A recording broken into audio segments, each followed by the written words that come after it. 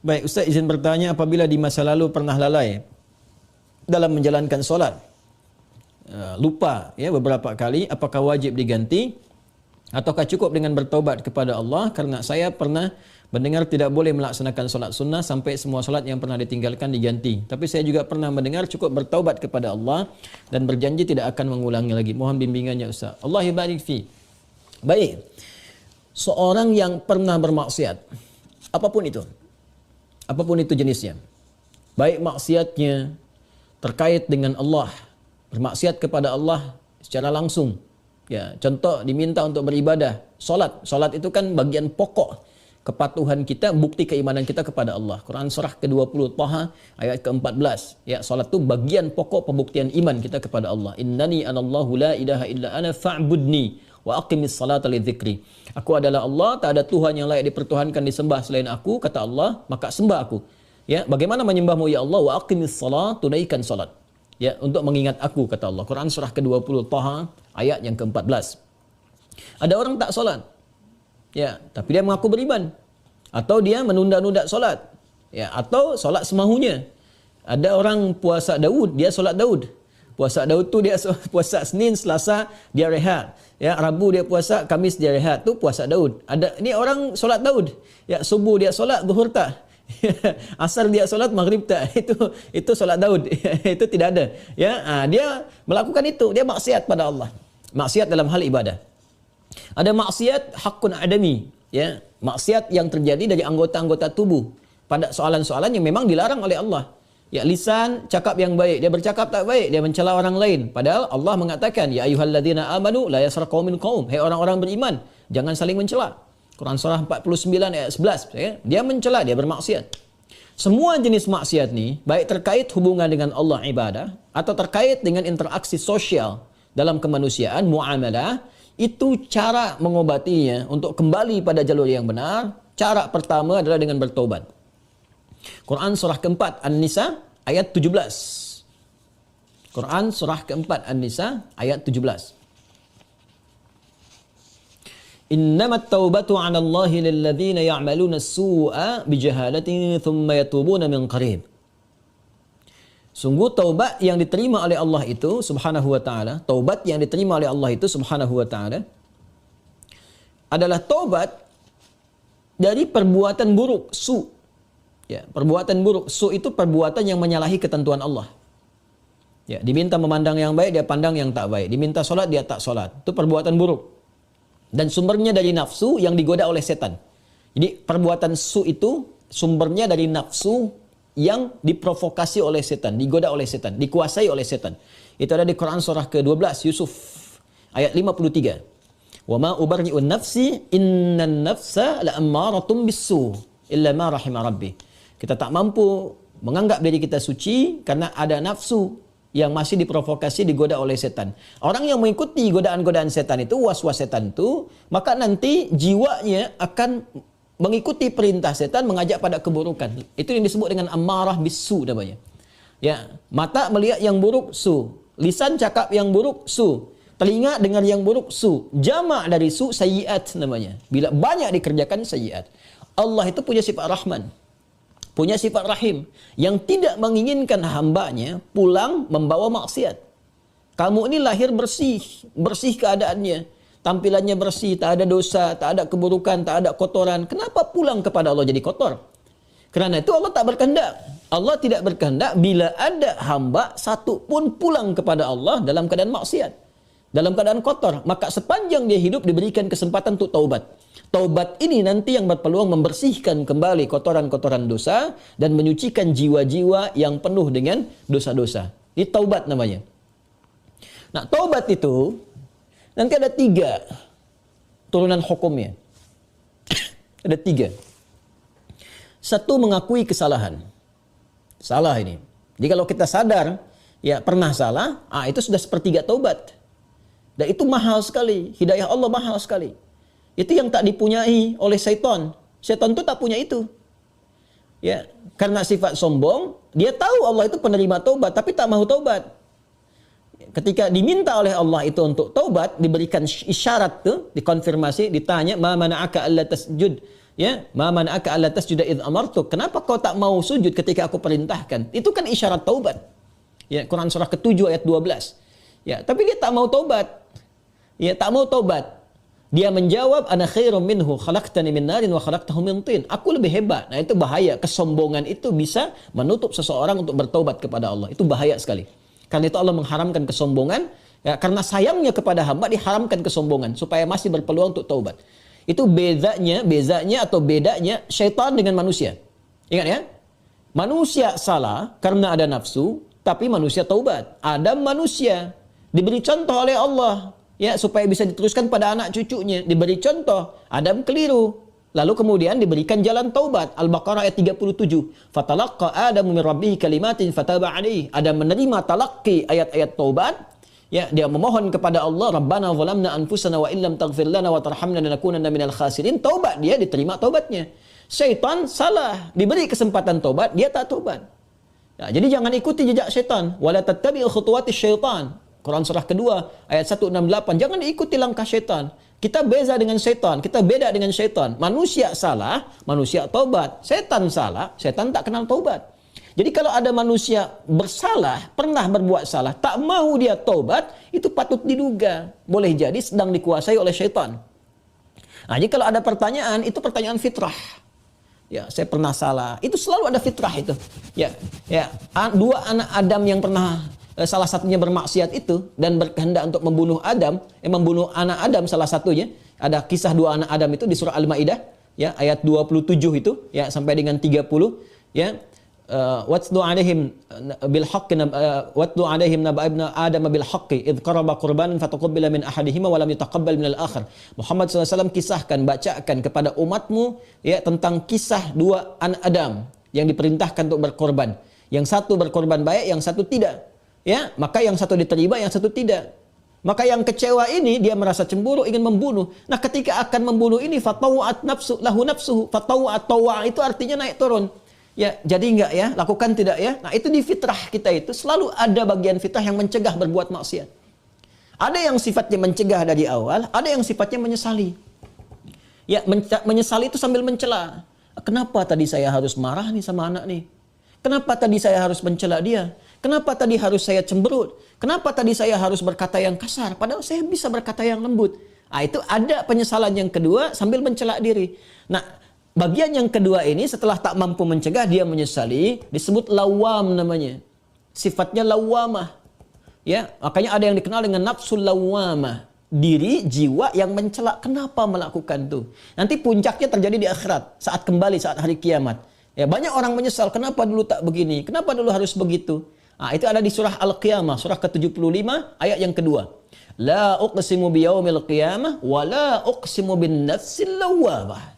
Ya, aku bersumpah, kata Allah, ya, ada di jiwa-jiwa itu sebetulnya yang menyesali perbuatan buruk itu kenapa terjadi.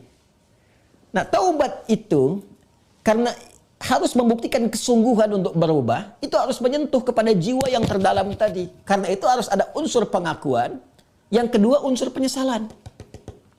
Unsur pengakuan itu secara fitrah akan muncul dengan sendirinya. Karena itu kalau keluar dia di pernyataan, itu Masya Allah, itu sudah hidayah Allah yang sudah masuk ke dalam jiwa. Jangan tinggalkan. Cepat ambil. Ya, siapapun pelaku maksiat akan ada bersitan, sekelebat dalam jiwanya itu berpikir, apa aku harus selalu begini gitu? Ya, mungkinkah aku berubah? Nah, kalau ada hal semacam itu sudah hidayah. Ya, kalau ada orang banyak berbuat maksiat pun kita sekelilingnya itu kita mendoakan, malam-malam kita sujud minta pada Allah supaya diberikan hidayah. Jangan-jangan dia itu ditempatkan jadi tetangga kerabat kita, berkehidupan dengan kita supaya memang kita bisa mendoakan dia. Ya, bukan mengutukinya, mencelaknya, tidak. Mungkin supaya dengan adanya kita ini dia bisa melihat jadi wasilah hidayah dari Allah Subhanahu wa taala. Jadi pertanyaan semacam ini itu sudah sepertiga bagian dari karunia Allah. Selanjutnya apa? Sesali. Sesali itu. Jadi mengakui. Nah, ini sudah disampaikan. Kedua, menyesali. Menyesali itu sudah bagian perwujudan, ya, supaya kita bisa mengendalikan nafsul lawamah tadi, supaya tidak dibawa ke akhirat. Ya, jadi dengan menyesali itu nanti digugurkan oleh Allah hal-hal terkaitnya sehingga lapang hati kita. Ciri orang taubat itu, ya, kalau dia sudah bertobat mendekat kepada Allah, yang pertama diberikan oleh Allah kelapangan hatinya, ada ketenangan. Ya, yang tidak bisa dirasakan Ya, dengan bandingan-bandingan materi. Tidak sama dengan ketika diberi materi dunia. Dikasih wang, ya, senang, bahagia, lapang. Dikasih kereta, bersama Malaysia kereta, mobil, ya, atau fasilitas lain, senang, lapang. Taubat itu punya ciri sendiri. Tak sama dengan kebahagiaan itu. Ya, dia ada menghunjam ke kedalaman hati itu, ada ketenangan, ya, ada kelapangan. Jadi begitu kita sujud, ya kan? Kemudian kita minta ampun, mengakui, menyesali, air mata keluar, getaran itu yang menggerakkan jiwa. Nah, itu sudah menyentuh kepada hati. Ya. Jadi ulama dahulu mengajarkan taubat itu sampai hatinya tersentuh. Ya, bukan taubat yang di lisan saja, saya taubat ya Allah, taubat ya Allah. Ya, taubat itu mesti mampu melapangkan hati, jiwanya mesti tersentuh. Keadaan hati yang lapang, yang tersentuh sehingga menjadikan cawan hatinya terbuka, siap menerima perubahan, itu disebut nasuha namanya. Nasuha. Ya, karena itu pernah dengar nasihat. Saya mau minta nasihat dari Ustaz. Nasihat. Nasihat itu dari kata nasoha. Sesuatu yang melapangkan. Karena kalau kita dengar nasihat, hati kita lebih lapang. Anda punya masalah, konsultasi, diberikan jawaban, hati lapang. Itu nasihat namanya. Ya, seakar dengan kata nasoha. Nasoha yansohu. Sifat keadaannya disebut nasuha. Karena itu kita mendengar ada ungkapan, istilah bahkan diambil dari ayat-ayat yang sampai kepada kita, taubat nasuha. Ya kan? Taubat apa? Nasuha. Taubat yang mampu melapangkan hati. Caranya bagaimana? Mengakui, menyesali. Penyesalan itu harus langsung bisa menyentuh kepada jiwa. Ya. Karena itu ada ulama mengajarkan istighfar sekian kali supaya jiwanya tersentuh, bangun di malam hari, ya kan? Yang ketiga, di bagian terakhir, membuktikan perubahan dari hasil taubat itu. Membuktikan perubahan dari hasil taubat itu dengan beramal soleh. Dengan beramal soleh. Jadi kalau saya bisa ilustrasikan seperti ini. Bismillah. Ini salah. Perbuatannya disebut dengan su. Ya, dengan segala turunannya. Mata salah, telinga salah, lisan salah sampai ke kaki, itu perbuatan su. Jamaknya sayyiat. Ya, tadi Quran surah ke-4 An-Nisa ayat 17 yang menggunakan su, 18-nya sayyiat. Ayat 17, innamat taubatu 'ala Allahi lilladzina ya'maluna su'a bijahalatin. Ayat 18-nya, wa laysatit taubatu lilladzina ya'maluna sayyiat. Ya, dan seterusnya ayat. Ini yang jelek, saya silang. Lawan dari ini namanya salih. Jamaknya salihat. Wal 'asr innal insana lafi khusr illa alladhina amanu wa 'amilus salihat. Ya. Man amana wa 'amila amalan salihah. Ini tunggal, ini bentuk jamaknya. Taubat adalah jembatan yang mengalihkan perbuatan buruk ini kepada amal saleh ke sini. Tadi diawali dengan mengakui, ya Allah salah nih. Nah, biasanya Allah bantu dengan hidayah, ada pengakuan itu. Ya, ada pengakuan dalam diri kita, mengakui kita berdosa, mengakui kita keliru, kan? Diberi jalan oleh Allah, diberikan sentuhan. Nah, ini anugerah yang pertama nih. Karena itu kalau ada diberikan ini, tadi saya katakan itu sepertiga dari anugerah. Sambut dengan penyesalan, menyesali. Menyesal ini tak hanya mengatakan, kita katakan saya menyesal ya Allah, tak. Sampai merasakan di hati itu kelapangan.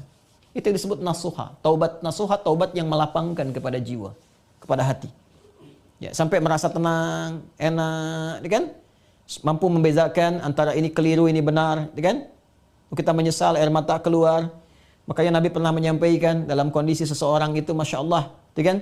Dia dalam keadaan sunyi, sendiri, lalu menetes air matanya karena merasa berdosa. Ya, menyesal dia, menetes air mata dalam kesendirian karena merasakan penyesalan dari dosa. Seketika Allah turunkan ampunan untuknya. Ya, itu banyak riwayat-riwayat yang sahih. Yang ketiga, membuktikan keberhasilan dari taubat ini dengan merubah ini yang yang sayyiat jadi salih, salihat. Mengganti perbuatan buruk yang salah itu dengan amal yang saleh. Apa kaitan dengan pertanyaan tadi dari saudari kita yang dari Australia tadi? Ya, kaitannya adalah ini bentuknya seperti apa? Apakah harus sama dengan jenis kesalahan yang dilakukan atau berbeda? Yang penting amal soleh saja. Karena ayat-ayat Quran yang mengiringi ini sifatnya memberikan kata umum. Ya, faman taba wa aslaha. Siapa yang tobat wa aslaha. Kemudian dia memperbaiki diri. Aslaha itu kan berubah menjadi soleh. Aslaha yuslihu. Aslaha. Itu banyak ayat di Al-Quran tuh. Man taba wa aslaha. Taba wa aslaha. Dia tobat lalu dia buktikan ingin berubah jadi soleh. Memperbaiki diri. Ya, karena katanya masih umum sifatnya, karena itu terbuka untuk bisa mengerjakan berbagai hal. Yang penting ada pembuktian. Jadi yang dituntut dari taubat itu sifatnya pembuktian saya berubah. Ya, pembuktian saya berubah. Itu intinya. Ya, jadi ketika sampai di level kedua ini pun ampunan turun. Tapi untuk membuktikan bahwa kita sudah meraih ampunan itu, kita buktikan dengan merubah diri. Berubah dari sini, bertransformasi, berpindah ke sini. Bagaimana caranya? Buktikan. Disinilah kemudian para ulama membimbing kita.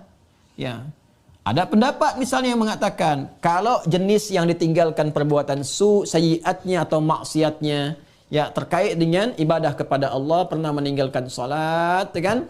Maka bagaimana cara memperbaikinya? Ganti, perbaiki salat ini.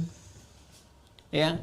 Dari yang pernah kemudian ditinggalkan, maka ada yang berpendapat dengan qada salat ketika ingat dikiaskan. Ya, maka di waktu-waktu tertentu, ya saat yang bersamaan, misal setelah salat zuhur ditunaikan, zuhur selesai ditunaikan, ya maka yang lain ada salat sunnah, dia mencoba untuk mengganti dahulu yang terdahulu, yang pernah dia rasakan tertinggal, dia niatkan untuk mengganti. Ya, ini di mazhab Syafi'i sangat populer. Ya, maka dia salat kemudian untuk dia niatkan mengganti yang terdahulu. Begitu masuk kemudian waktu maghrib, ba'da maghrib orang sholat sunnah, dia mencoba mengganti yang terdahulu lagi. Ini satu pendapat di antara sekian ragam. Ya. Ada kedua yang berpendapat, tak dibatasi dengan sholat ini saja. Ketika dia tobat, diterima tobatnya, diampuni. Kalau sudah ampun, turun, ampunan Allah turun, diampuni, ya gugur yang kemarin itu, selesai. Tinggal dia buktikan memperbaiki. Bagaimana cara memperbaikinya? Ya, sesuai dengan keadaan dia yang baru. Kalau dia sudah kerjakan sholat zuhur, ya sudah, selesai sholatnya. Mengganti yang dulu-dulu, perbanyak amalan yang lainnya dengan sholat sunnah. Dia kejar qabliyah zuhurnya, dia kejar ba'diyah zuhurnya, untuk membuktikan kepada Allah bahwa dia telah sungguh-sungguh berubah. Ya, ini hanya ragam saja bagaimana kita kemudian bisa memilih di antara ini, dan semua punya jalurnya yang dapat dipertanggungjawabkan secara syariat. Ya, jadi dipersilahkan, Anda nyamannya mau yang mana yang dikerjakan, tapi hanya ingin menunjukkan ini ada perubahan dalam diri kita. Jadi boleh Anda perbanyak amalan-amalan sunnah, ya ada yang berpendapat, ambil karena umum sifatnya, tidak ada spesifik menekankan kepada Anda. Ya harus mengganti yang terdahulu misalnya dengan kerjakan yang fardu lagi, nggak ada yang spesifik begitu. Karena itu tafsirannya luas. Ya kaidah berkata sepanjang umum tidak ada takhsis, maka jangan ditakhsis. Jangan dikhususkan pada amalan tertentu. Jadi ambil yang paling ringan. Ya kalau misalnya Anda ingin coba ganti dengan mengganti menggunakan yang sunnah, silahkan, babnya luas. Perbanyak ibadah sunnahnya, bangun malam tahajud, buktikan dalam kebaikan dan seterusnya. Dan semoga dengan itu Allah Subhanahu wa taala ya memberikan ampunan kepada kita sampai kita kembali kepada Allah dalam kebaikan. Ini babnya. Jadi prinsipnya sebetulnya bukan persoalan apakah ganti menggunakan fardunya lagi atau cukupkan dengan yang sunnah saja, bukan itu persoalannya. Persoalannya sejatinya adalah bagaimana kita membuktikan kepada Allah kita berubah. Dan babnya luas. Ya. Jadi kalau Anda kemudian ingin memperbanyak yang sunnah, silahkan. Perbanyak sunnahnya, tunjukkan merubah. Sedangkan yang kemarin sudah kita mohonkan kepada Allah, minta diampuni, terampuni. Ya Allah berikan kepada kita diampuni dan seterusnya. Ya, jadi kalau Anda ingin pilih kemudian untuk mengulang kembali dikiaskan sholat di saat ingatnya. Ya, orang lupa saat ingatnya, pada waktu ingatnya dia itu sholat. Ya orang tertidur bangun saat bangunnya dia itu sholat. Misalnya ada orang tidur dari subuh, kemudian dari sebelum subuh dia tidur, bangun-bangun dia jam 10 misalnya kan. Ya baru ingat dia belum sholat subuh. Maka saat ingatnya itu dia kemudian menunaikan sholatnya. Nah ini dikiaskan kepada keadaan seperti itu, ya kemudian dia tunaikan. Adapun orang-orang yang kemudian dia ingin memilih, saya ingin perbanyak yang sunnahnya saja, tak ada masalah. Ya tak ada masalah. Ya, jadi silahkan perbanyak sholat sunnahnya dan tidak ada satupun dalil yang spesifik mengatakan dilarang menunaikan sholat sunnah sebelum yang fardunya tercukupi dahulu. Kita pun tak tahu berapa fardu yang sudah tertinggal. Bagaimana mencukupinya? Ya, jadi nggak ada dalil spesifik seperti itu. Yang ada adalah terbuka luas untuk kita beramal, membuktikan kesungguhan kita telah berubah. Wallahu ta'ala a'lam bis-shawab, dan semoga Allah menerima taubat yang kita mohonkan kepada Allah, dan tidak ada semua kita yang bebas dari kesalahan. Saya, Anda, kita pun pasti pernah berbuat salah. Dan Allah sangat mencintai pelaku maksiat yang bertobat dibandingkan dengan seorang yang saleh yang tidak pernah merasa salah dalam kehidupannya. Wallahu ta'ala a'lam bis-shawab. Bismillahirrahmanirrahim. Assalamualaikum warahmatullahi wabarakatuh. Alhamdulillah wassalatu wassalamu ala Rasulillah wa ala alihi wa sahbihi wa man walah wa ba'd. Saudara-saudariku, semoga hari ini kita diberikan kekuatan, kesehatan dan ridha Allah Subhanahu wa taala dalam menjalani kehidupan, sehingga semua bukan hanya berjalan lancar tapi juga diberkahi oleh Allah Subhanahu wa taala. Ciri aktivitas yang berkah itu muaranya manfaat. Lisan bertutur beraktivitas. Bagaimana lisan yang disukai oleh Allah? Maka kata-katanya melahirkan manfaat. Kata-katanya keluar baik. Kaki melangkah bila berkah, itu melangkah ke tempat yang baik. Demikian karya-karya pun. Anda boleh jadi desainer. Desainnya disukai Allah enggak? Jangan sampai mendesain sesuatu yang Allah enggak suka. Dunianya dapat, tapi bekal akhiratnya tereduksi di dalamnya. Demikian pekerjaan yang Anda lakukan. Kalau bisa, konsepnya kan sangat ideal. Quran surah kedua ayat 201. Wa minhum may yaqulu rabbana atina fid dunya hasanah wa fil akhirati hasanah. Jadi mengejar akhirat itu konsepnya bukan meninggalkan dunia. Justru mengkreasikan dunia sehingga dia punya value akhirat. Kalau berniaga, silahkan sukses-suksesnya, sekaya-kayanya, dan konversikan kekayaan itu untuk mencari bekal yang Allah sukai. Wujudnya bisa macam-macam. Dengan kedudukan setinggi-tingginya, sehingga bisa membuat kebijakan-kebijakan yang Allah senangi. Dengan ilmu seluas-luasnya, sehingga banyak manfaat yang kita niatkan sebagai ibadah karena Allah. Dan tenaga sebaik-baiknya. Mungkin ada yang di suara, mungkin ada yang di tangan, di kaki. Bilal kan cari surganya dengan suaranya. Dengan adzan, bukan dengan harta. Bilal ditawari jadi hakim agung sepeninggal Nabi. Setaraf ketua MA gitu ya. Itu ditolak oleh beliau dengan halus. Karena beliau passionnya memang menggunakan suara. Bukan menggunakan yang lainnya. Baik. Saya minta maaf dalam dua hal. Yang pertama, saya agak pilek hari ini. Karena memang beberapa kegiatan kemarin agak padat. Yang kedua, kita akan agak sedikit cepat. Karena kami ada agenda safar hari ini. Karena itu kita agak berbeda. Mungkin agak lebih cepat dan supaya waktunya lebih efektif. Seperti yang pernah kita sepakati bersama di bulan yang lalu. Bahwa kajian kita akan terfokus pada pembahasan seputar sholat. Saya sudah buatkan kurikulumnya untuk sepanjang kajian ke depan. Sehingga tahu apa yang mau dibahas, materinya sampai dengan waktunya. Mungkin nanti saya akan koordinasi dengan Mas Dimas atau dari musyawarah, kirimkan email. Saya nanti kirimkan baik dari materi pokoknya, schedule-nya, apa yang mau dibahas di pekan keberapa, sampai dengan mungkin dasar PowerPoint-nya. Ada saya buatkan beberapa jadi PowerPoint. Baik, teman-teman sekalian, kenapa bahasan sholat menjadi penting?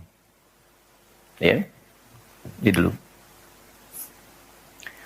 Dan menjadi bagian yang paling mendapatkan perhatian tinggi dalam Islam, baik di Al-Quran ataupun di hadis-hadis Nabi Sallallahu Alaihi Wasallam. Semua Nabi itu menerima wahyunya di bumi. Rata-rata semua di bumi. Musa yang viral di Bukit Tur Sina, kan? Kemudian Isa alaihissalam di dekat pohon tin zaitun, wilayah Palestina. Demikian Nabi Daud dan seterusnya. Tapi untuk mendapatkan satu ibadah berupa salat khusus bagi Nabi Muhammad sallallahu alaihi wasallam, tempatnya spesial. Inda sidratil muntaha, indaha jannatul ma'wa. Nerimanya langsung di dekat surga, di sidratil muntaha. Itu kan oleh-oleh yang Isra Mi'raj itu kan, mendapatkan salat. Kalau Anda mau lacak referensinya, bisa ditemukan di hadis Muslim tentang peristiwa ini, yang akhirnya mendapatkan salat. Subtopik yang nomor 1, kitab pertama, Kitabul Iman. Nomor 1, Subtopiknya nomor 74, Babul Isra di Rasulullah sallallahu alaihi wasallam ila samawati wa fadlis salat. Pembahasan tentang Isra-nya Nabi sallallahu alaihi wasallam sampai di langit dan mendapatkan keutamaan salat. Hadisnya nomor 162. Riwayatnya Imam Muslim. Imam Muslim menerima dari Syaiban bin Zarukh. Syaiban bin Zarukh menerima dari Hamad bin Salamah. Hamad bin Salamah menerima dari Thabit al-Bunani. Thabit al-Bunani menerima dari Anas bin Malik radhiyallahu taala anhu. Beliau menerima dari Nabi sallallahu alaihi wasallam. Lengkap rinci peristiwa singkatnya mendapatkan salat. Dan salat menjadi pokok penentu amalan lain. Jadi kalau benar salatnya, benar hajinya. Benar salatnya, benar zakatnya. Benar salatnya, benar interaksi dengan Qur'annya. Dan benar salatnya, itu pasti baik hisabnya. Maka turun hadis spesifik yang banyak dihafal oleh para ahli hadis, jadi pegangan hidup sampai akhirat. Inna awwala ma yuhasabu bihil abdu yawmal qiyamati as-salah. Amal pertama yang akan dihisab di hari kiamat adalah salatnya. Idza salahat salaha sa'iru amali. Kalau baik-baik semua amalnya, indikasinya dari salat. Wa idza fasadat fasada sa'iru amali. Kalau salatnya enggak bagus, pasti ada pengaruh ke amalan lain. Dan itu sangat menentukan. Baik. Kenapa salat? Ada apa di balik salat? Dan bagaimana cara salat yang benar yang melahirkan perubahan pada kehidupan? Itu yang coba kita turunkan sampai-sampai di bulan Ramadan pun ibadah pokoknya salat. Ya kan?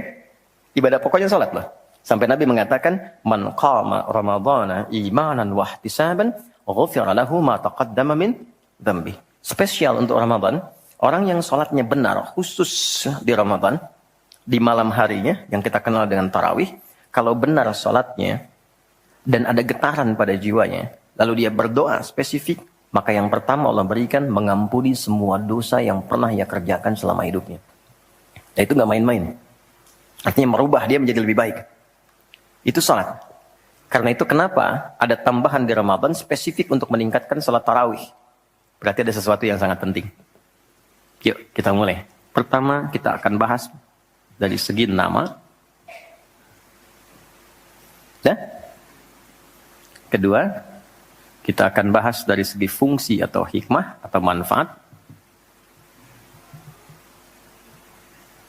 Baru kemudian yang ketiga, kita masuk kepada persoalan teknis penunaiannya. Baik bacaan, cara, makna. Kita belajar dari mulai menunaikan, bacaannya apa, maksud dari itu apa. Ya. Baik, kita mulai cepat. Salat.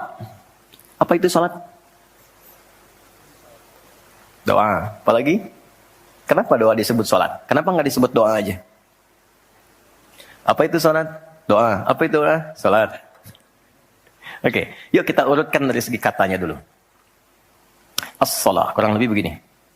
Nanti ada versinya, ada yang pakai waw, itu ujungnya nanti kembali ke alif. Ini ya.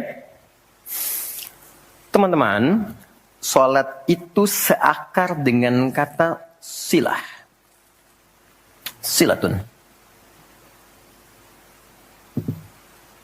Seakar verbnya, kata kerjanya dengan kata wassala. Wusul. Silah dalam bahasa Arab artinya sesuatu yang terhubung kuat. Sehingga dengan erat dan kuatnya ini sulit dilepaskan. Pernah dengar silaturahmi? Ya kan? Kenapa disebut dengan silaturahmi? Karena ada hubungan perhatian kasih yang dalam, sehingga dimanapun dia masih tersambung untuk memperhatikan. Jadi silaturahmi itu bukan begini, bukan Anda kumpul, menyapa di teman yang hadir. Itu bukan silaturahim. Anda menyapa orangnya ada, wajar, orangnya masih ada. Tapi ketika Anda pulang, Anda mendoakan dan support pada kebaikan, itulah silah namanya. Nah, hubungan yang melatih kita supaya terus terhubung dengan Allah, sehingga tak terpisahkan pengawasan Allah kepada kita, perlindungan Allah kepada kita, pemberian Allah kepada kita di setiap waktu dan tempat dimanapun, itu dinamakan dengan salat namanya. Karena itu, ciri keberhasilan orang yang salat yang pertama kali didapatkan adanya konektivitas dengan Allah. Sampai dia koneksinya ke Allah. Karena itu disebut wusul. Kenapa secara fikih dinamakan dengan doa? Karena saat berdoa kan terkoneksi dengan Allah. Ya kan? Nah, doa yang terkoneksi secara formal kepada Allah itu disebut dengan sholat. Quran surah keempat. Dalilnya An-Nisa ayat 103. Quran surah 4 ayat 103. Paling kanan agak sedikit ke atas tuh di mushaf standar.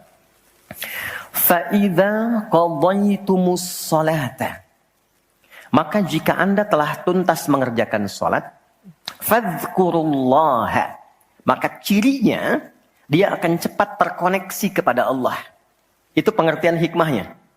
Kalau pengertian fikihnya, habis sholat cepat zikir. Zikir itu artinya terkoneksi, nyambung. Kenapa setelah sholat ada zikir lagi yang menyambungkan? Karena ada orang yang sejak saat sholat belum nyambung dengan Allah. Itulah sebabnya nanti kita akan belajar. Masih merasakan nggak? Pernah nggak begini? Sebelum sholat mau fokus nih. Tapi begitu takbir, Allahu Akbar. Yang akbar di lisan Allah. Tapi yang akbar di pikiran, project. Ya, status belum diupdate. Nyimpan sendal di mana? Jemuran belum diangkat. Ya kan? Ya, pernah nggak suasana itu hadir? Nah kan, nanti kita akan belajar. Nah, kalau akumulasi semua ingatan itu mengganggu khusyuk kita sehingga kadar khusyuknya kecil dan belum terkoneksi dengan Allah setelah sholat, maka coba zikir sampai nyambung. Idealnya ketika sholat selesai, itu punya konektivitas dengan Allah nyambung. Ingat Allah. Qiyaman. Baru dia berdiri jalan sudah ingat Allah. Makanya kalau ada orang keluar dari masjid dan dia nyambung dengan Allah, itu mustahil tertukar sendal.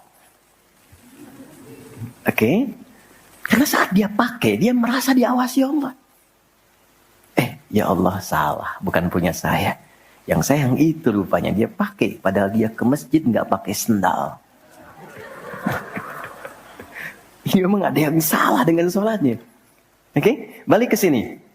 Maka kalau dia berjalan jalannya baik, kalau dia duduk bekerjanya baik, gak mungkin maksiat, gak mungkin menyentuh yang salah karena saat dia menyentuh dia merasa dilihat Allah. Itu yang disebut dengan ihsan namanya. Di orang yang punya koneksi dengan Allahnya kuat, itu akan mudah menjalani kehidupan. Anda punya koneksi dengan teman-teman yang punya kedudukan tertentu, aksesnya mudah kan? Anda punya koneksi dengan Allah, apa yang sulit bagi Allah? Masalah dikecilin, bukan gak dapat masalah. Masalahnya sama, bagi orang lain besar, bagi si fulan kok ringan. Karena sebelum mendapatinya, akses dia ke Allah tinggi, Allah ringankan untuk diterima di hatinya. Dilapangkan hatinya sebelum menerima persoalannya. Jadi ketika menerima persoalan, dia tinggal senyum aja, selesai. Macet, yang lain gelisah. Alhamdulillah macet. Bisa hafalan dulu, bisa baca dulu, bisa mengerjakan yang lain dulu. Ini semua dibaca dengan nyaman karena konektivitas yang tinggi dengan Tuhan. Jadi ternyata ketika diminta menunaikan ibadah salat, ada hal yang sangat besar yang Allah ingin berikan kepada kita semua. Saya ingin tanya teman-teman, berapa waktu yang Allah mintakan kepada kita untuk menunaikan salat? Berapa? Tiap hari kita kerjakan. 5 kan? 5 kan? Nomor koneksi dengan Allah. Masih ingat nomornya? 24434 klik. Naik. 2 subuh, 4 duhur, 4 asar, 3 maghrib, 4 isya kan? Ayo bikin status. Ya kan? 5 waktu kan? 5 waktu kan? Kenapa 5 waktu? Salah satunya, karena di dalam Quran diisyaratkan orang yang benar salatnya, sesuai yang dengan yang diajarkan Nabi, sesuai yang diisyaratkan Quran, akan mendapatkan 5 kemuliaan dalam hidupnya yang tidak didapatkan oleh orang yang tidak sholat. 5 ini. Itu yang coba kita akan keluarkan. Itulah sebabnya kenapa sholat sangat ditekankan, kenapa sholat diwajibkan. Karena Allah mewajibkan kita mendapatkan semua kebahagiaan dan kesuksesan yang kita ingin raih dalam kehidupan. 5 ini. Yuk kita mulai. 1. Izinkan saya memulai dari sini supaya kita punya motivasi untuk menunaikan sholat. Jadi kalau nggak tahu yang 5 ini, cara pandangnya kepada sholat jadi beban. Baru aja zuhur, dasar lagi. Baru maghrib, udah isya lagi. Ya kan?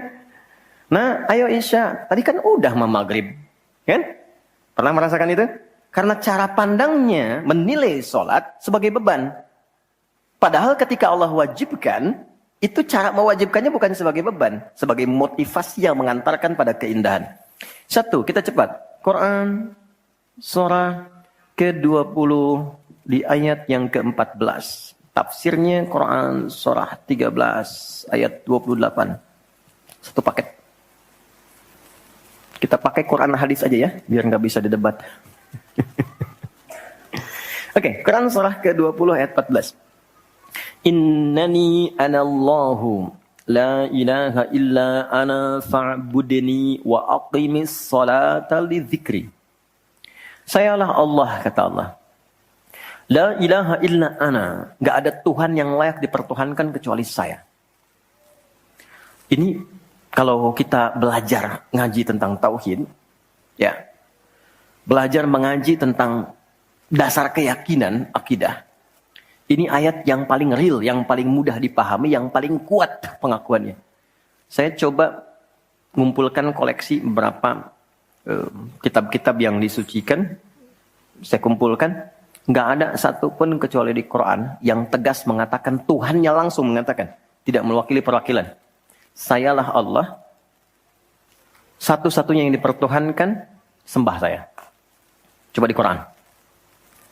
Kita simpan ini dalam bab tauhid. Sekarang kita teruskan. Bagaimana cara menyembahmu ya Allah? Fa'budni wa aqimis sholata lidzikri. Tunaikan sholat. Ya, sebagai pembuktian penyembahan kepadaku. Lidzikri. Untuk mengoneksikan dirimu denganku. Satu, sholat adalah pembuktian sebagai hamba. Pembuktian iman. Pelan-pelan. Yang pertama, teman-teman sekalian, ketika Allah menerangkan fungsi sholat yang pertama untuk membangun konektivitas yang kuat dengan Allah, itu ternyata dasarnya bukan materi, bukan kedudukan, tapi penghambaan.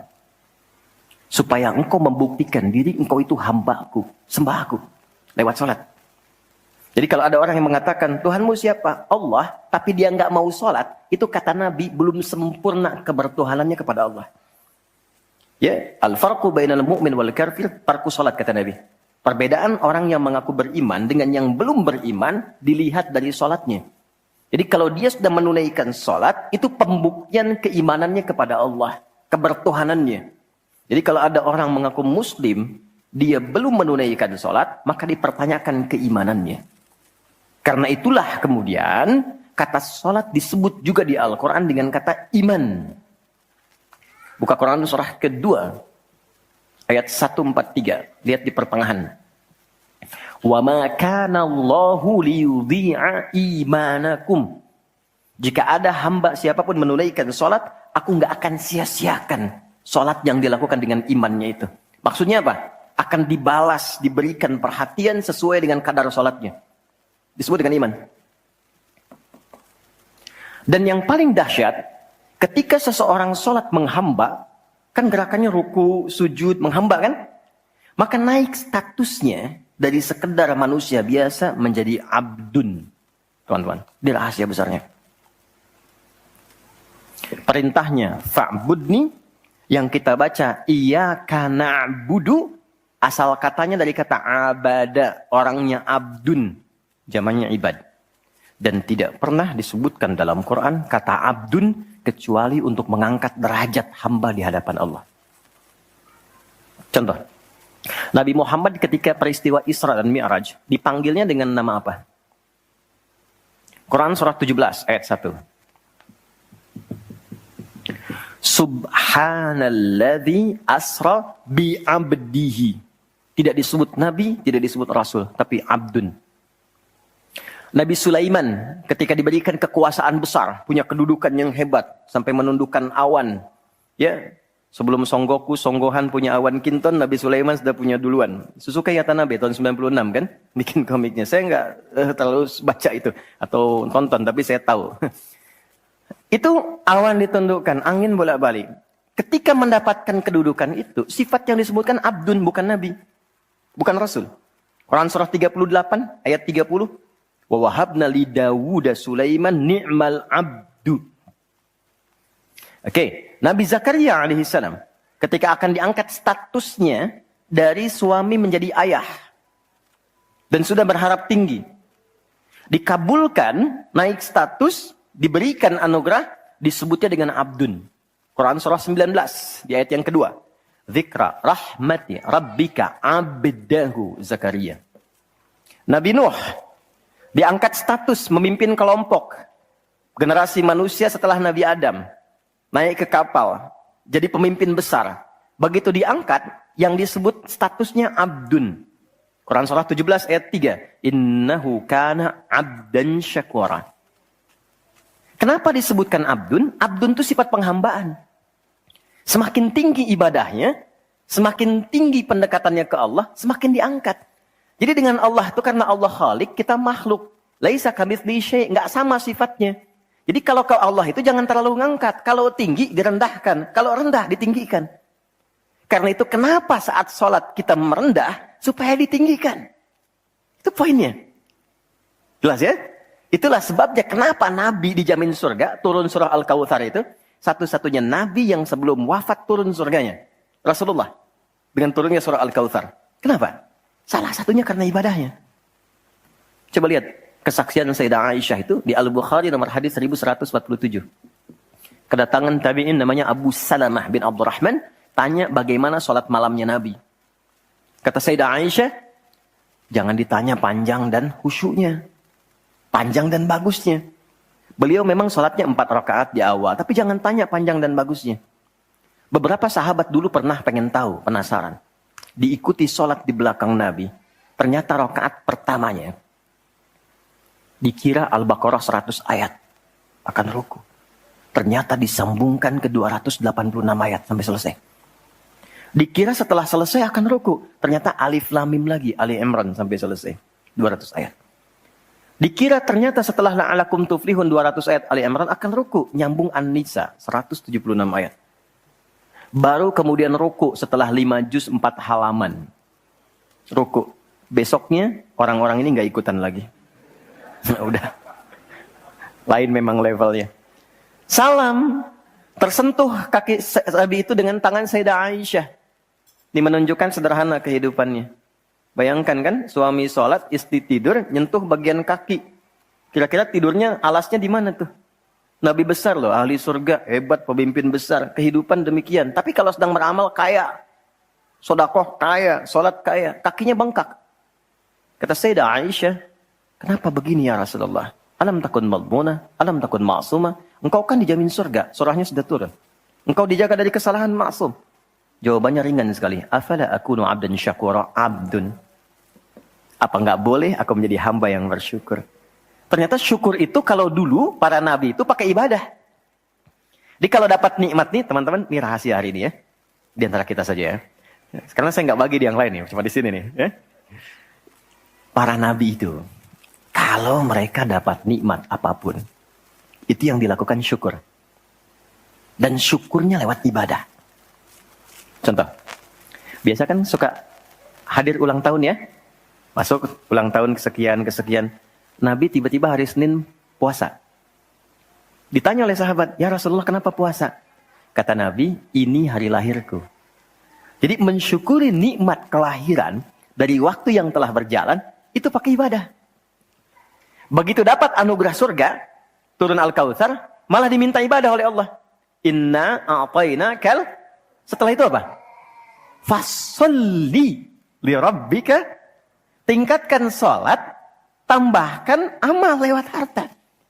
Jadi jaminan surga itu bukan menghentikan amal soleh. Anda sukses dengan pekerjaan, bukan berarti menjadikan hubungan Anda terputus dengan Allah.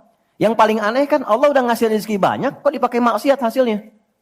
Allah kasih Anda minta, Allah kasih. Tapi begitu dikasih, kenapa dipakai untuk mabuk? Kenapa dipakai untuk maksiat? Kenapa dipakai untuk membeli sesuatu yang Allah nggak sukai? Kan ada perjuangan mendapatkan itu. Makanya dibalik caranya. Ketika Anda menghamba, menunduk, Allah mengangkat. Tapi kalau Anda mengangkat, Allah turunkan serendah-rendahnya. Ini rumus pertama. Jadi ternyata ketika kita diminta menghamba dalam sholat, itu adalah jembatan pertama bagi Allah untuk mengangkat kita dengan derajat tertinggi. Paham? Oke, satu. Jadi kalau ke anak-anak begini kalau tanya, Mah kenapa sih harus sholat? Supaya kamu jadi hebat. Gitu. Kok bisa?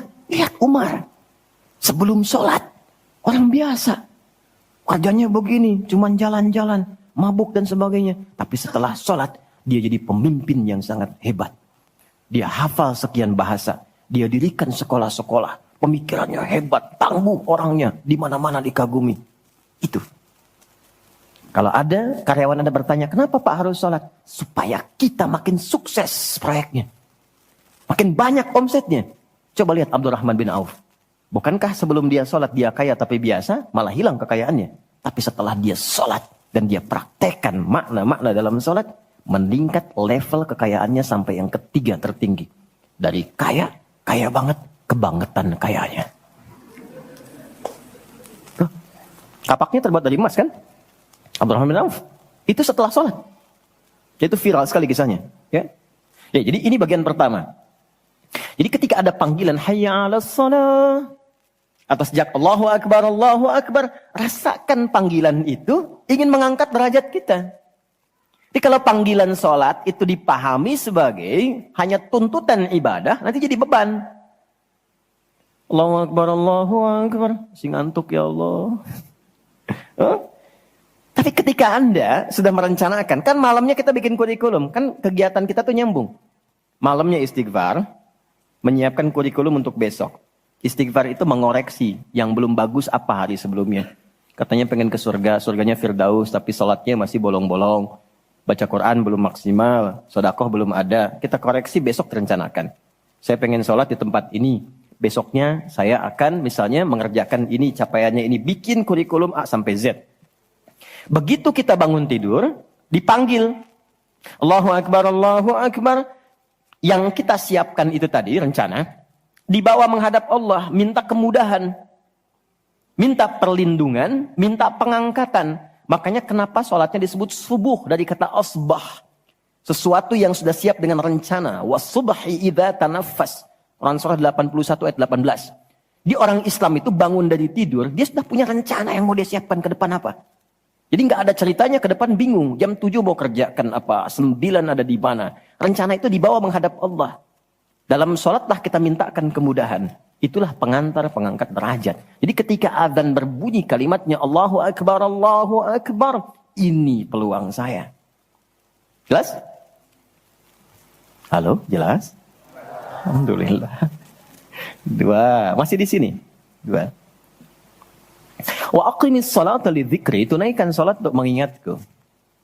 Apa manfaat zikir? Apa manfaat zikir? Kembali ke Quran surah 13 ayat 28.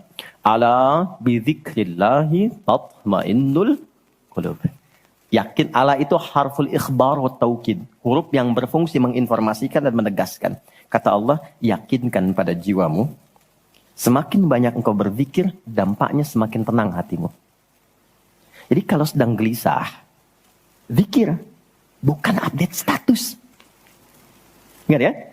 Karena mengupdate status, mencurahkan pada media sosial, tidak menghilangkan kegelisahan. Dan tidak menyelesaikan masalah. Bintaro macet ya. Apa dengan dibuat macet selesai? Tidak. Nggak nyangka ya dia seperti itu. Nyangka.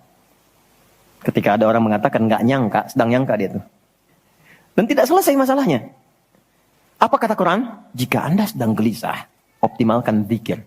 Apa itu zikir? Semua jenis kegiatan yang menyambungkan kita dengan Allah. Misal, doa. Doa itu di Quran disebut zikir. Quran surah 7 ayat 205.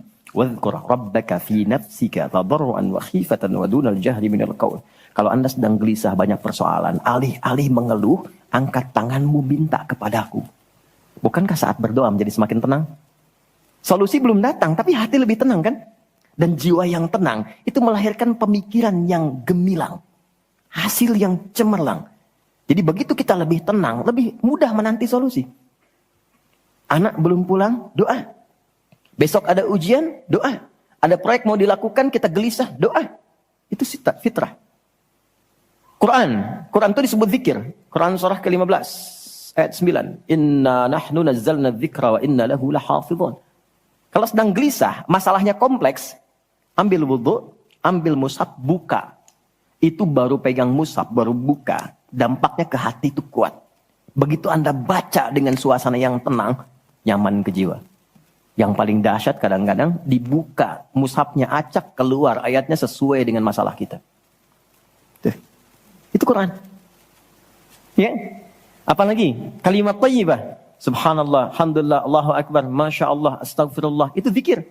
Quran surah 4 ayat 103. Fa idza qadaytumus salata fadhkurullaha. Makanya ketika Anda mendapatkan nikmat, alhamdulillah, hati lebih tenang. Tidak menggunakan nikmat dengan hal-hal yang tidak positif. Ada sesuatu, astagfirullah. Ada keluhan, ya Allah. Lebih tenang. Akumulasi semua bentuk zikir itu ada dalam salat. Di salat ada subhanallah? Ada. Ya. Di salat ada alhamdulillah? Ada. Di salat ada Allahu akbar? Dibuka dengan takbir. Di salat ada Quran? Ada. Al-Fatihah, Quran. Kita salat baca Quran. Apa lagi? Apakah di salat kita kemudian membaca kalimat thayyibah? Baca. Berdoa? Iya, isinya semua doa. Maka ketika semua jenis zikir dikumpulkan, itu berubah menjadi salat. Dan kalau satu zikir saja membuat tenang, apalagi sholat. Makanya sholat itu, jangankan ibadahnya, tempatnya saja bikin tenang. Coba teman-teman, ikhwan ya. Anda ada masalah nih di kantor, mampir ke masjid. Itu buka pintu masjid baru masuk, udah tenang. Enak. Makanya saya sering katakan, sering share dengan beberapa kawan. Anda kalau sedang kerja, coba pulangnya jangan langsung ke rumah. Mampir ke masjid dulu. Yang terdekat ya dengan rumah. Yang terdekat. Mampir ke masjid, sholat 2 rakaat. Di situ sampaikan, ya Allah, aku telah berikhtiar seperti apa yang telah Engkau perintahkan. Dan aku bertawakal akan rezeki yang telah Engkau tetapkan. Itu begitu Anda selesai berdoa pulang, yang dibawa ke rumah aura masjid bukan aura kantor. Dan istri anak-anak di rumah mendapatkan ketenangan yang sempurna. Jadi nerima antum itu nerima dalam keadaan yang penuh dengan ketenangan. Jadi ketika menyambut anak, ayah, papa, papi, buya. Antumnya tuh udah enak nerimanya. Coba kalau nggak percaya, rasakan itu. Ke masjid tuh beda. Dibanding rumah sendiri, rumah Allah lebih tenang kan? Itu baru tempatnya. Dan puncaknya Ka'bah. Yang menjadi kiblat. Itu ada di Quran, surah kedua, ayat 125. Wa idh ja'alnal baita mathabatan linnasi wa amna. Dan pelajari, pahami, renungi. Ketika aku tetapkan dengan keagunganku, Ka'bah pusat ibadah yang menenangkan. Sebanyak apapun Anda punya kesulitan, depan Ka'bah itu ngalir air mata, tenang aja. Gitu. Pancarannya masjid. Ya. Masya Allah ya. Nah, amalannya sholat. Jadi ambil suasana itu, bawa ke dalam diri kita, untuk menghasilkan apa yang kita harapkan. Yang kedua, di intinya kalau sedang tidak tenang, gelisah, ada persoalan, atau bahkan ya, untuk menentukan satu urusan. Kalau Anda bingung, merasa ada saingan yang tidak sehat, merasa ada orang-orang yang mungkin mengganggu, lakukan sholat sebelum berangkat. Tahu Imam Al-Bukhari ya? Beliau menulis Sahih Al-Bukhari kan? Itu sebelum menulis setiap satu hadis, sholat 2 rakaat. Kalau tenang, baru dituliskan. Tidak tenang, beliau sholat kembali. Ditulis di Masjidil Haram, diselesaikan di Masjid Nabawi. Itulah sholat. Makanya semua nabi yang pernah bertugas di bumi, itu sholat. Dan kita yang paling sempurna caranya. Nabi Isa, Yesus, sholat. Quran surah 19, ayat 31. Sampai 33-nya. Wa awsani bis sholah. Allah mewasiatkan padaku untuk sholat. Nabi Zakaria, sholat. Quran surah ketiga. Ayat 39. Fanadatul malaikatu wa huwa qa'imun yusalli fil mihrab. Salat. Nabi Ismail, kakek Nabi ke-29, bahkan meminta keluarganya disiplin salat. Quran surah 19, Maryam ayat 55. Wa kana ya'muru ahlahu bis shalah. Jadi kalau kita urutkan dari awal, sampai ke Nabi Muhammad SAW, atau kita tarik mundur dari Nabi Muhammad ke Nabi Adam alaihissalam, tidak ada satupun Nabi yang bertugas di bumi kecuali mereka salat.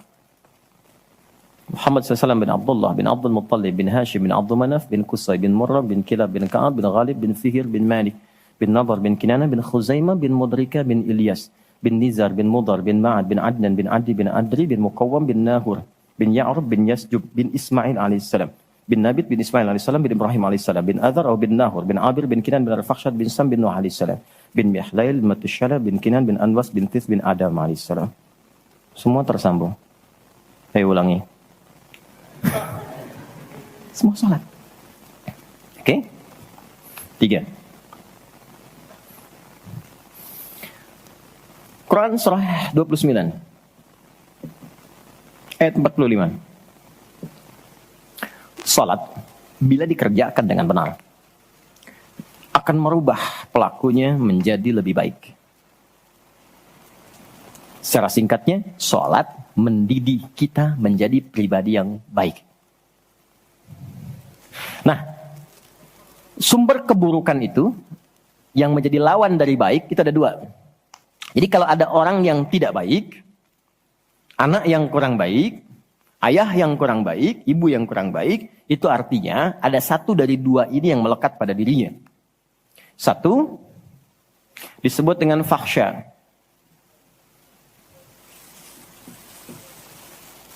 Keburukan yang bersumber dari syahwat. Maaf, kata-kata kotor, jorok, zina, LGBT, pornografi, porno aksi, dan semisalnya. Itu fakhsya. Jadi nggak mungkin orang sholat, kata-katanya jorok. Perilakunya menyimpang. Nggak mungkin. Karena sholat mencegah itu.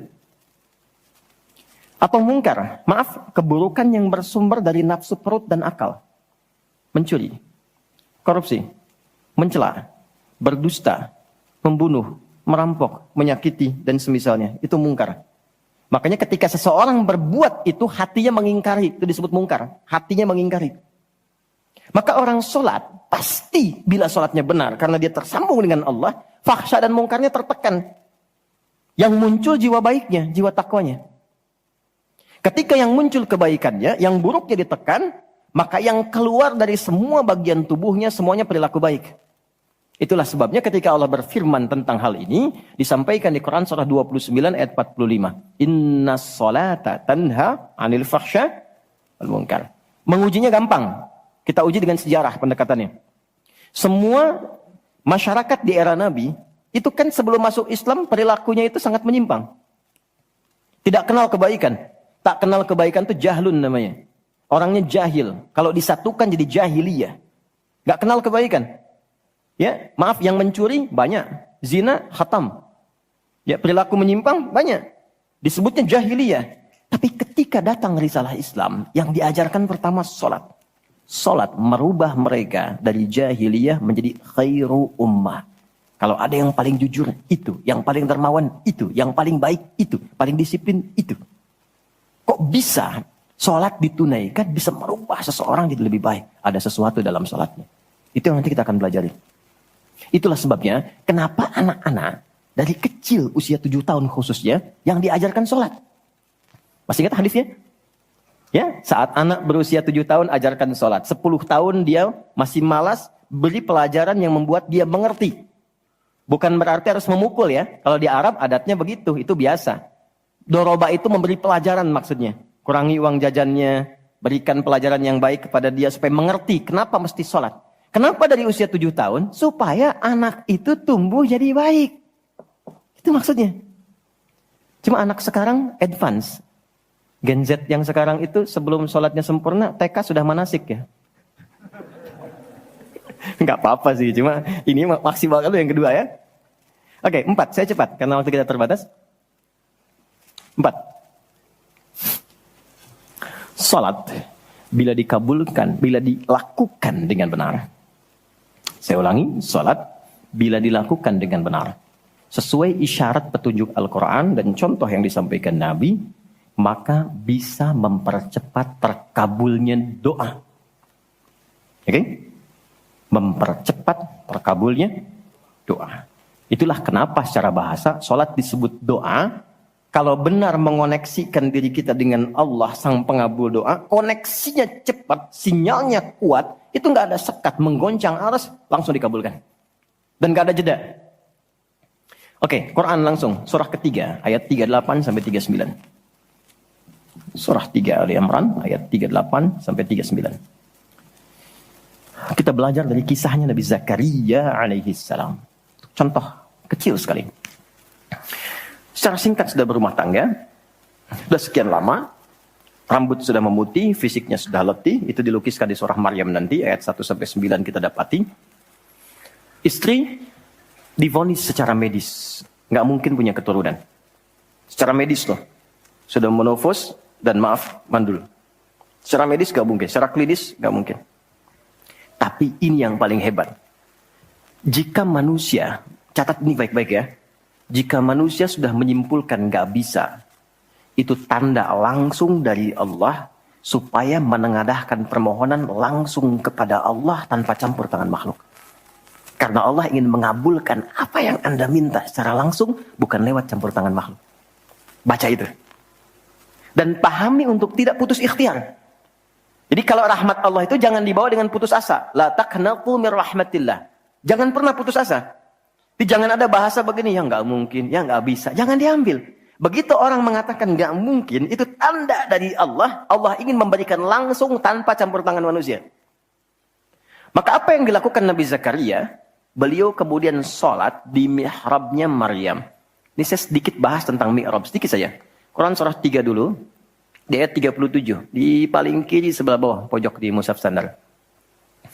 Secara singkat saja, mihrab itu satu tempat yang fungsinya mempercepat terkabulnya doa dan mendatangkan rezeki dari sisi yang tidak diduga. Awas, kita bicara keimanan ya. Dan di situ dipertaruhkan. Mihrab ini tidak harus lebar dan luas.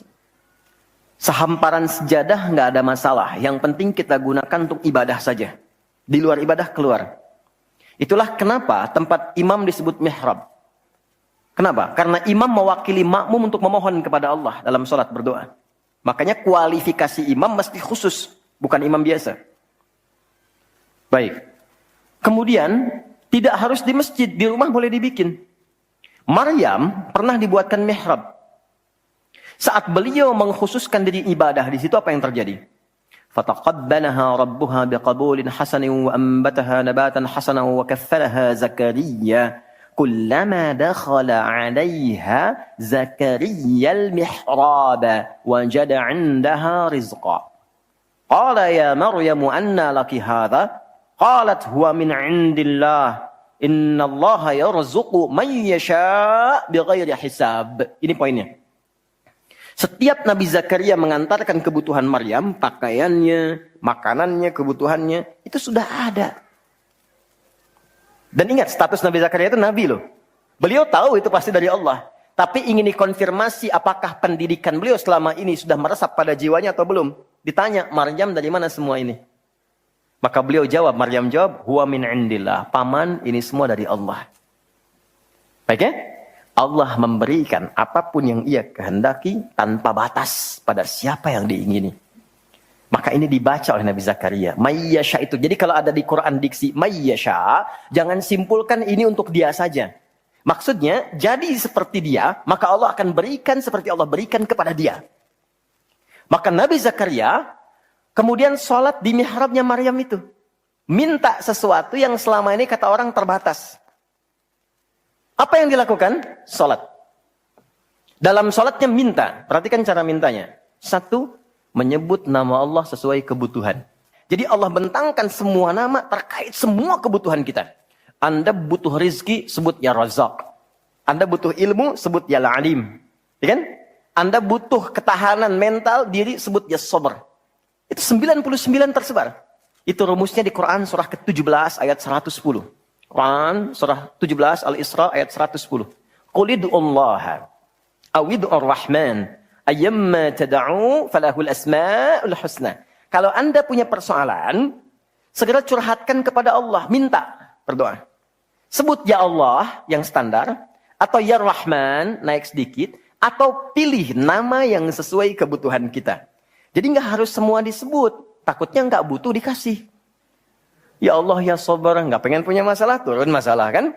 Nah, Nabi Zakaria divonis ada keterbatasan, nggak mungkin diberi. Maka beliau meminta dengan nama Allah yang memberi tanpa batas. Dalam bahasa Arab disebut dengan Wahhab, pemberi tanpa batas. Kalau dialihkan jadi bentuk permintaan, fi'lil amri lit talab. Bukan perintah di sini tapi untuk meminta. Maka rubah kalimatnya jadi hab. Kalau untuk pribadi, habli. Untuk komunal banyakkan hablana. Karena ini kasusnya pribadi, maka di ayat 38 beliau meminta. Hunalika di mihrabnya Maryam. Da'a Zakaria Rabbah. Berdoalah Nabi Zakaria kepada Allah Rabbnya. Perhatikan. Qala Rabbi habli. Min ladunka dzurriyyatan thayyibah. Innaka sami'ud du'a. Ini fikih doa yang penting dipelajari. Ya Allah. Jadi kalau terjemah bebasnya begini. Mereka mengatakan, aku nggak mungkin punya keturunan. Maka aku memohon darimu saja yang tidak punya batas dalam pemberian. Mereka katakan aku nggak mungkin. Aku memohon kepadamu yang tidak punya batas dalam pemberian. Innaka sami'ud du'a. Sungguh engkau pasti mendengar doaku. Kalau kepada yang maha mendengar tidak terkabul juga, kepada siapa lagi aku mesti memohon?